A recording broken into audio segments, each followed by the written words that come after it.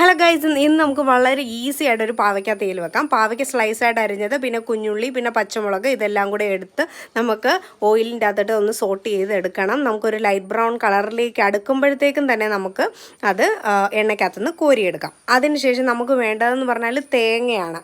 തേങ്ങ നമ്മൾ ഇട്ട് നന്നായിട്ടൊന്ന് വറുത്തെടുക്കണം. ബ്രൗൺ കളർ ആകുമ്പോഴത്തേക്കും നമുക്ക് വേണ്ടത് ഇച്ചിരി മഞ്ഞൾപ്പൊടി, കുറച്ച് മല്ലിപ്പൊടി ആൻഡ് മുളക് പൊടി, കാശ്മീരി ചില്ലി പൗഡറാണ് ഇവിടെ നമ്മൾ എടുത്തേക്കുന്നത്.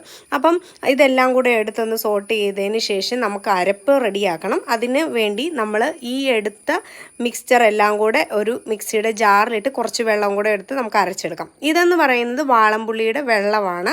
അത് നമ്മൾ ചൂടുവെള്ളത്തിൽ വാളംപുള്ളി കുറച്ച് നേരം ഇട്ട് വെച്ചിരുന്നതാണ്, ഒരു 10 മിനിറ്റ്സ്. അപ്പോൾ അതിനുശേഷം നമുക്ക് ആ വെള്ളം നമ്മൾ ഒഴിച്ചതിന് ശേഷം അതിൻ്റെ അകത്തോട്ട് നമ്മൾ നേരത്തെ തന്നെ നമ്മൾ എടുത്ത് വെച്ചിരിക്കുന്ന പാവയ്ക്കയും അതുപോലെ തന്നെ നമ്മൾ എടുത്ത് മാറ്റിയിരിക്കുന്ന മിക്സ്ചറും കൂടെ ഇടാം. മിക്സ്ചറും കൂടെ ഇട്ട് നന്നായിട്ടൊന്ന് ഇളക്കണം.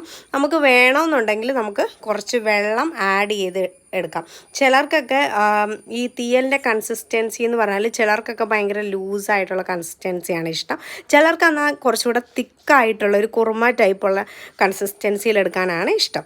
അപ്പം നിങ്ങളുടെ ഇഷ്ടത്തിനനുസരിച്ചാണ് നിങ്ങൾ വെള്ളം അതിൻ്റെ അകത്ത് ചേർക്കേണ്ടത്. നമുക്ക് കുറച്ചൊരു കുറുമ ടെക്സ്ചറാണ് നമ്മൾ പിടിക്കുന്നത്, അതുകൊണ്ട് തന്നെയാണ് നമുക്ക് കുറച്ച് വെള്ളം വേണ്ടി വരുന്നത്. ഫൈനലി നമുക്ക് ചെയ്യാനുള്ളത് ഇത്ര മാത്രമേ ഉള്ളൂ. എണ്ണ ഒഴിക്കുക. എണ്ണയ്ക്കകത്ത് നമുക്ക് ഈ വക വറവലൊക്കെ ഞാൻ പറയേണ്ട കാര്യമില്ല.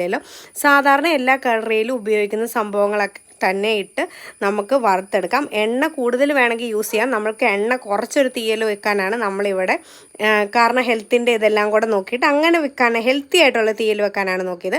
എണ്ണ വേണമെങ്കിൽ കൂട്ടിയും നിങ്ങൾക്ക് ഉപയോഗിക്കാം.